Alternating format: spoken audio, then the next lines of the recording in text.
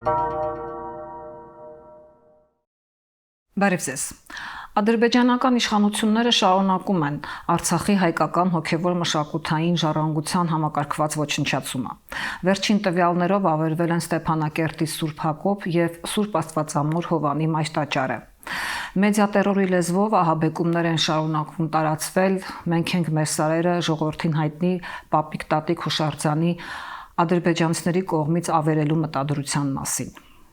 Այսօր տաղավարում մեր հյուրը Գեղարդ հիմնադրամի վերլուծաբան Երևանի Պետական համալսարանի դոցենտ Գոռ Մարգարյանն է։ Բարև ձեզ, պարոն Մարգարյան։ Բարև ձեզ։ Գեղարդ հիմնադրամը հայտարարություն է տարածել ուղղված ՅՈՒՆԵՍԿՕ-ի Նիկոմոսին քրիստոնեական միջազգային կարևոր կառույցներին եւ կարևոր քրիստոնեական եկեղեցիներին, կաթոլիկ ուղղափառ բողոքական եկեղեցիներին կոչ անելով ամեն կերպ խոչընդոտել Ադրբեջանի վանդալիստական քաղաքականությունը Արցախում, մասնավորապես քրիստոնեական հուշարձանների ոչնչացման առումով։ Որևէ արձագանք ստացել եք հայտարարությունից հետո։ Հայտարարությունից հետո դեռևս արձագանք չկա, քանի որ հայտարարությունը բառացիորեն օրերս է կատարվել, հայտարարությունը մի քանի փուլով է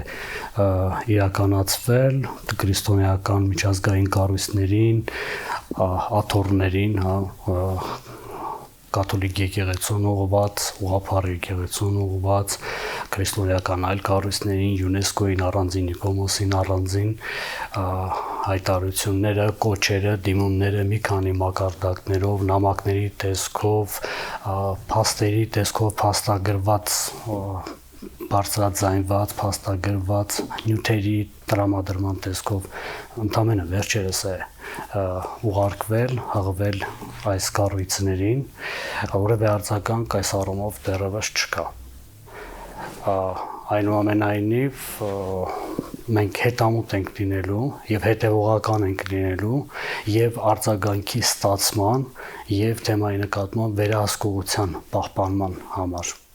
Այսինքն Չստացման պարագայում միևնույնն է, չստացման պարագայում մեզ չթվա թե որևէ արձագանք չլինելու պարագան կարող է խոսել թևաթափ լինելու, հուսահատ լինելու կամ արդյունք չունենալու մասին, հակառակը, եթե մի ուղղությամբ մենք արդյունք չենք կարողանում ունենալ, ուրեմն այլ ձեռնարկում է պետք անել, այլ միջոցներ եւ ճանապարհներ է պետք գտնել, նորից ու նորից թույլ չտալու համար, որ վերջի վերջո տեղի ունենա Արցախի պատմամշակութային ժառանգության այլափոխումը, ոչնչացումը եւ վերջին դեպքերի օրինակով, վերջին տարիների դեպքերի օրինակով ուղղակի նույնիսկ ուզում եմ խուսափել վանդալիստական ոչնչացման, որովհետեւ վանդալիզմը իրենից նույնիսկ չի ենթադրում այն, ինչ իրականացվում է ներկայումս ադրբեջանցիների կողմից։ Այսինքն ֆիզիկական ոչնչացումից ավելի այլ ինչ։ Սա բացատրեմ միտքը, սա վանդալիզմի ըստ երևույթին ամենածայրահեղ դրսևորումներն են։ Վանդալները նույնիսկ, որոնց անվանումով կոչվել է այս տերմինը, այո, նկատի ունեմ հենց վանդալների անունով, որ կոչվում է այս տերմինը, վանդալիզմ, նույնիսկ վանդալները Հռոմում այսպիսի վանդալիզմ չեն գործել, ինչպիսի վանդալիզմ գործում են ադրբեջանցիները, հասկանում եք, նույնիսկ ադրբեջանցիների նախնիները, որոնք քոչվոր վաճկատուն թուրքական ցեղեր են եղել, նույնիսկ այս ցեղերը չեն ցուցաբերել նմանօրինակ վանդալիստական, նմանօրինակ վայրի, բռի, բարքեր պատմամշակութային, հատկապես հոգևոր մշակութային կոթողների նկատմամբ։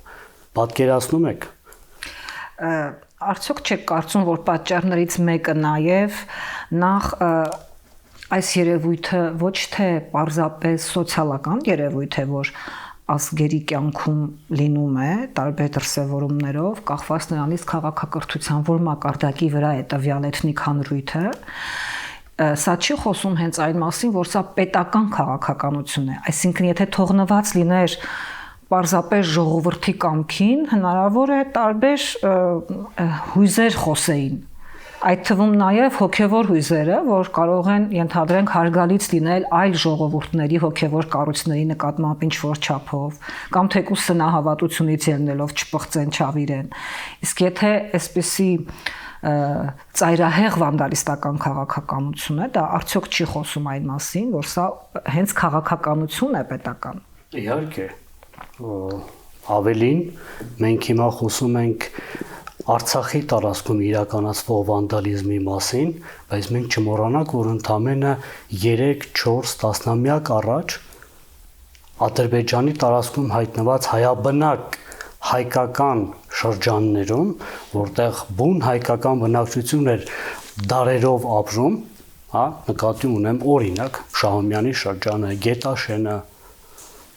ինչ եղավ տեղի պատմամշակութային ժառանգության ճակատագիրը, ինչ եղավ Գանձակի պատմամշակութային հայկական ժառանգության ճակատագիրը, կամ քանդվեցին,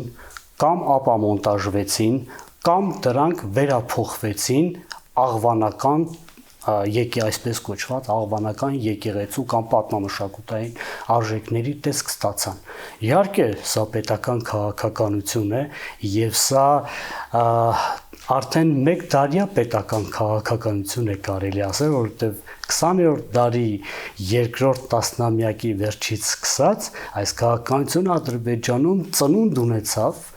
ցույց տալու եւ համախմբելու ընդամենը մեկ դարյա պատմություն ունի, այսինքն այո, եւ ինչին եմ սա տանում, հենց մեկ դար առաջ, եթե համեմատական անցկացնենք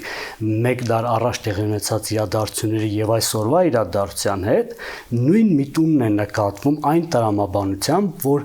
հակահայ հայկական պատմամշակութային կործանման շուրջ էթնոկոնսոլիդացիան շարունակվում է ադրբեջանցիների, էթնո համախմբումը տեղի է ունենում հակահայկականության շուրջ,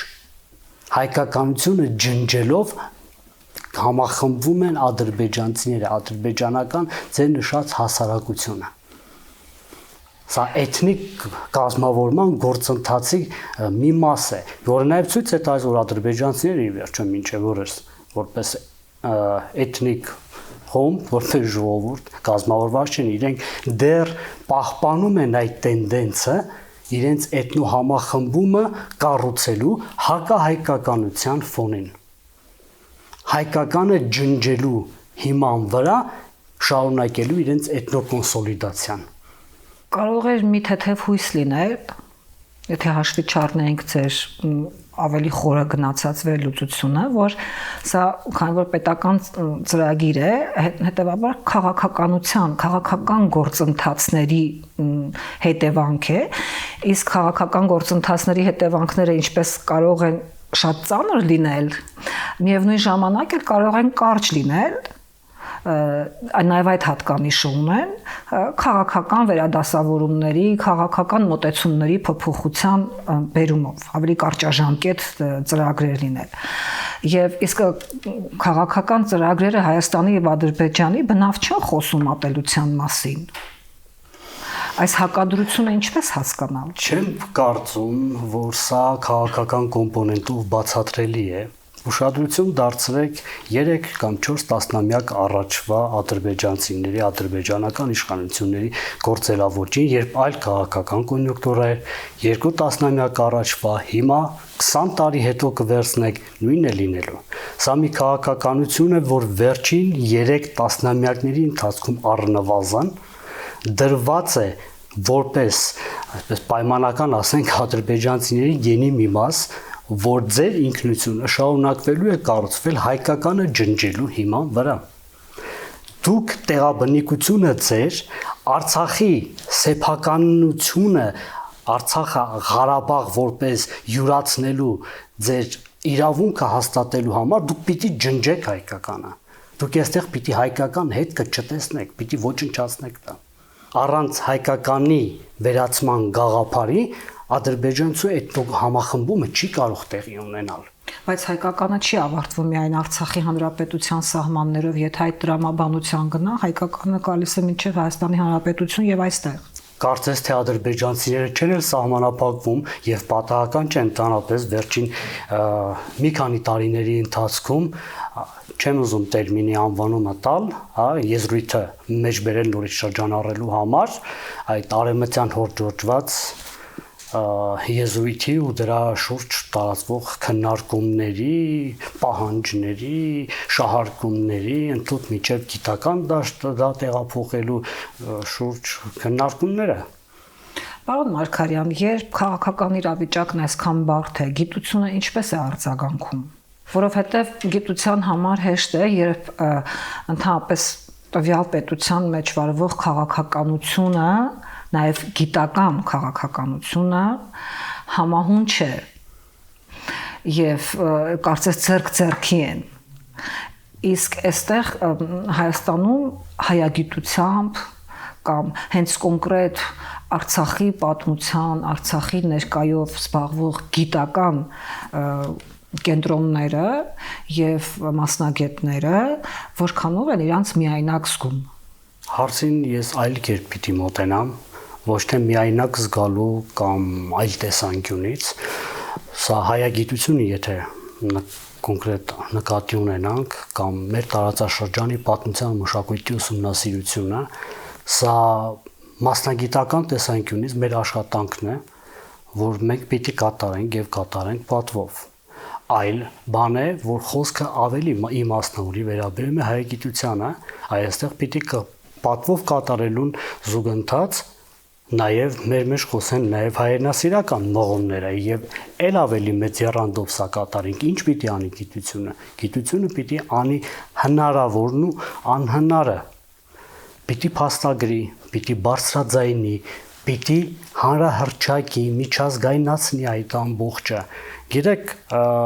միայն խոսել, քննադատել, բարձրաձայնել այս հարցերի վերաբերյալ, դա դեռ բավարար չէ, պատկերացնում եք։ Այս ամբողջի վերաբերյալ, եթե դուք կարծում եք, թե ադրբեջանցիները ուղղակի վերցնում եւ կարող են մի եկեղեցի հռչակել աղվանական, մյուսը ջնջելու վերացնել, մի տեղանուն հռչակել թուրքական անվանումով եւ ուղղակի դրանով ավարտել, բացարձակ ադրբեջանցիները բավական երկար ժամանակ ես բազմիցս ասել եմ սրա մասին։ Առնվազն 4-5 տասնամյակ, առնվազն եմ ասում, որովհետև սա 7-8 տասնամյակի աշխատանք է, վերջին 3-4 տասնամյակներում ել ավելի մեծ ակտիվությամբ։ Իրենց գիտական հրապարակումներում նոր անընդհատ նորանոր նվաճումներ են գրանցում։ Վերջերս արդեն ասել են արևմտյան եվրոպական ամենաբարձր, ամենախոշոր հրատարակչություններում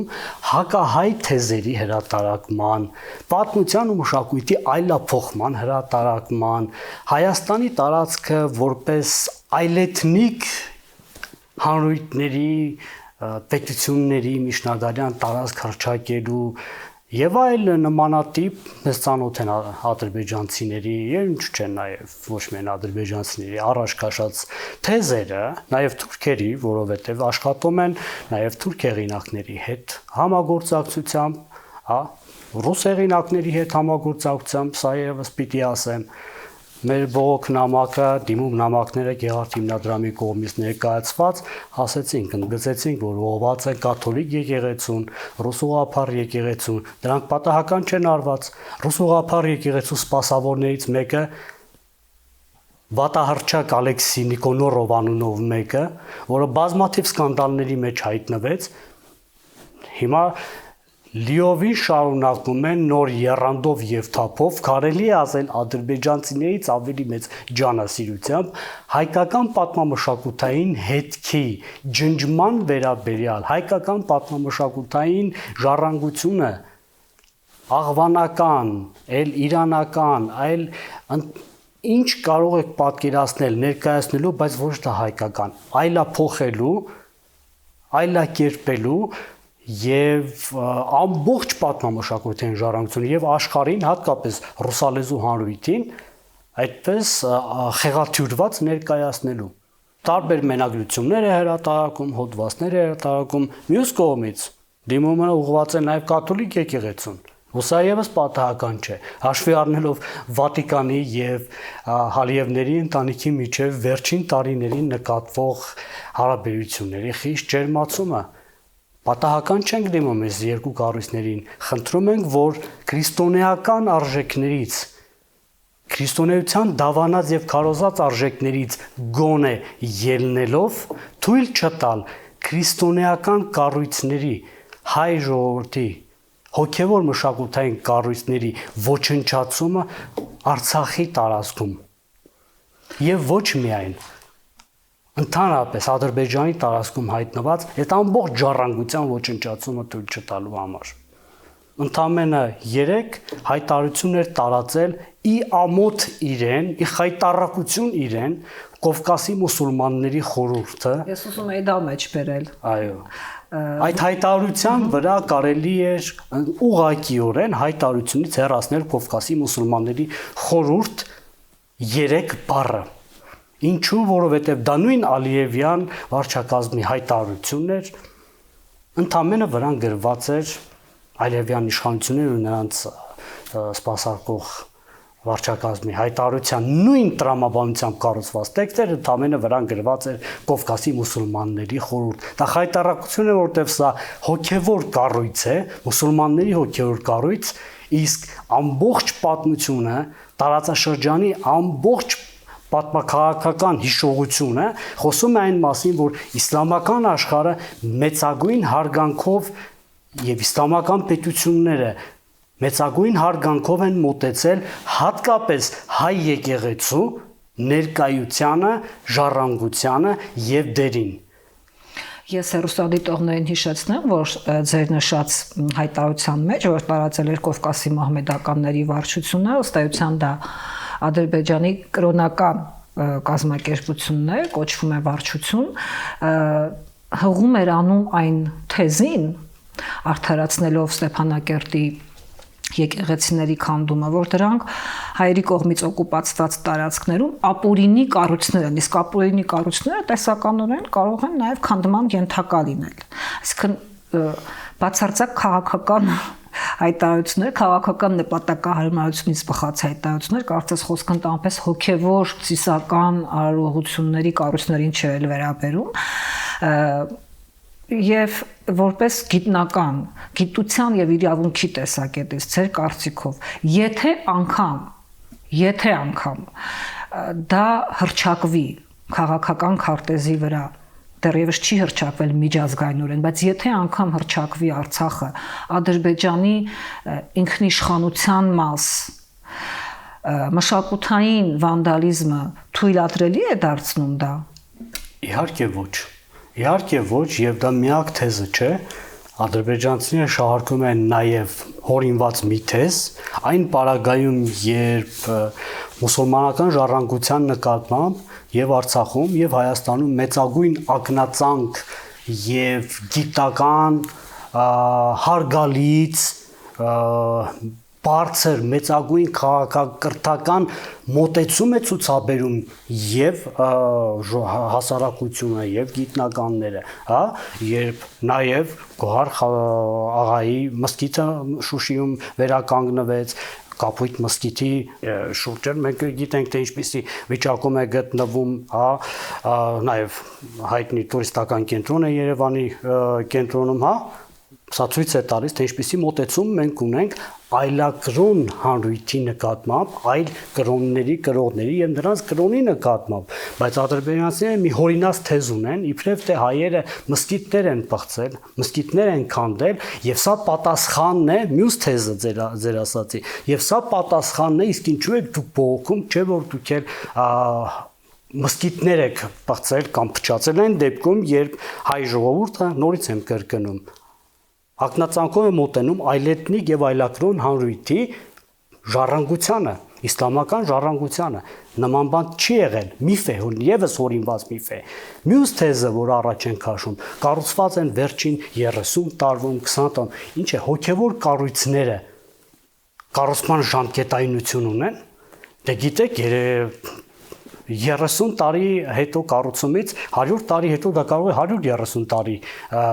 պատմություն ունենալ։ Ստացվում է 100 տարի հետո դա արդեն պատմական հնություն կարելի է համարել, դա պատմություն ունեցող հուշարձան է, թե այլ կերպ պիտի մոտենալ հարցին, թե սրանք այն կառույցներն են հոգևոր մշակութային, որոնց վրա ադրբեջանցիները չեն կարող ջնջել եւ գրել աղբանական։ Որովհետև պղծման, յուրացման կամ վանդալիզմի ենթարկվում են նաև Արցախում միջնադարյան քրիստոնեական կառույցները։ Ասում եմ ձեզ, նյութականից բացի հա, հոգևորն է նաև այլափոխվում։ Պատմամշակութայինն է այլափոխվում։ Արցախի իշխանները, հայ իշխանները, իշխանական տները անգամ ներկայացում են որպես աղվաններ։ Սա ոչ այլ ինչ է, քան բոլոր ոլորտներում եւ բնակավարներում հայկականության հետքի ջնջում։ Եվ այո, դուք ճիշտ եք, դա պետական քաղաքականություն է եւ այո, դա իրականացվում է հայկականությունը ժխտելու ու ջնջելու եւ միակ նպատակով դրա շուրջ ադրբեջանցիների էթնոհամախմբումը շարունակելու համար։ Դու ավելի լավ ադրբեջանցի ես, եթե դու այստեղ ժխտում ես, բացառում ես հայի եւ նրա գոյության եղելությունը։ Ես ուզում եմ ուղղակի նշել, որ ոչ միայն Ադրբեջանի պետության, այսինքն պետական գործիչների եւ կրոնական կազմակերպությունների մակարդակով է շեշտվում ինքնիշխանությունը որպես իրավունք մշակույթը ոչնչացնելու առումով, դա կարծես թե նոր թեզ է։ Մենք արդեն տարիներ հետևում ենք թեզերին։ Այո։ Ես արդյոք ճիշտ եմ նկատել, որ ինքնիշխանությունը որպես ալիբի, որպես իրավունք, մշակույթի իրավունքը ոտնահարելու, կրոնական իրավունքը ոտնահարելու նոր է նետվում ասպարեզ։ Գոնե քաղաքական գործիչների մակարդակում։ Ես նկատում եմ հետևյալը, որ ասպարեզ նետվածը ներկայդրությամբ ներողություն եմ խնդրում բառի համար, բայց ցինիզմն է։ Ցինիզմն է, որ արդեն ադրբեջանցիները մի նոր բան են ասպարեզ նետել, արդեն ընդունում են, բացեի բաց, եթե նախկինում ուղակի հերքում էին, ապա տեղեկատվություն էին տարածում, ասում էին, որ դա մենք չենք արել, որ դա, չգիտեմ, փորձում էին այլափոխել եւ այլն, սա նոր բան է, մի նոր միտում է նկատվում, երբ ցինիզմ է արկա եւ ուղակի խոստովանում են, որ այո, ոչնչացնում ենք, լավ ենք անում։ Սա անպարժելիությունից է գալիս, թե այլ հանգամանքներից, բայց սա ակնհայտ ցինիզմով հայտարարվում է, այո, ոչնչացնում ենք, այլ բան մի էլ սպասեք։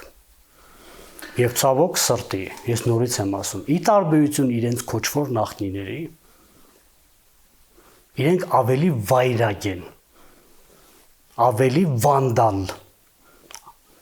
քան իրենց նախնիները, քան քոչվորները։ Ես ուզում եմ ուղղակի արձանագրել, որ նույն օրը, միգուցե ժամերի տարբերությամբ, Հայաստանի Հանրապետության կառավարության անդամներից մեկն էլ նախարարի պաշտոն զբաղեցնող քաղաքական անձն հայտարարեց, որ Ադրբեջանն իր ինքնիշխան տարածքում ինչ որ բան է անում։ Ես իհարկե հարգելով գիտնականի ձեր հանգամանքը չեմ հարցադրում անի եւ ստիպի մեկնաբանել քաղաքական գործիչների արտահայտությունները, բայց որպես լրագրող պարտքս եմ համարում դա փաստագրել։ Գիտությունը ընդհանրապես իր կողմից, իր հերթին, իր ռեսուրսներով կարող է որևէ կերպ ոչ միայն խոչընդոտել կամ կասեցնել հակամարտկային գործընթացները, ես երևի ավելի ճիշտ է այդ բառն օգտագործել նույնիսկ հակահումանիստական, հակաքաղաքակրթական գործընթացը, այլ գոնե որևէ ձևով համերաշխության եզրեր բերել երկու հանրույթների միջև։ Միգուցե հայկական եւ ադրբեջանական հանրույթների։ Այո։ Այսինքն հակամարտությունը կարելի է անverջ շարունակել եւ կարելի է անverջ պարտվել։ Գիտությունը կարող է որևէ դուր բացել նոր խոսույթի, նոր մոտեցման, որը կարող է իրականության գետնի վրա, ինչպես ասում են, իրավիճակ փոխել, այսինքն հղում անեք, ենթադրենք ազնիվ գիտնականների այդ հանրույթում եւ այլն։ Տեսականորեն կարող է։ Ցավոք սրտի միայն տեսականորեն։ Ինչու, որովհետեւ թե Ադրբեջանի գիտությունների ակադեմիան, թե Ադրբեջանի գիտությունների ակադեմիայի Պատմության ինստիտուտի Բակի Խանովի անվան եւ Պատմության ինստիտուտի կազմում ստեղծված մի քանի լաբորատորիաների հակահայկական երանգավորում ունեցող, թե Ադրբեջանում գործող տարբեր պետական հակահայկական երանգավորում ունեցող գիտական ու գիտավերլուծական հիմնադրամներ, կառույցներ, ինստիտուտներ, բոլորի նպատակը բացառապես հակահայկական գործելավոճն է։ Հասկանում եք, սա մի տարվա, երկու տարվա բան չէ։ Սա տասնամյակների արդեն դրոշ կրող երևույթ եւ մարդիկ են, մարդկանց պիտի փոխել, ադրբեջանական գիտությունը եւ գիտնականներին պետք է փոխել,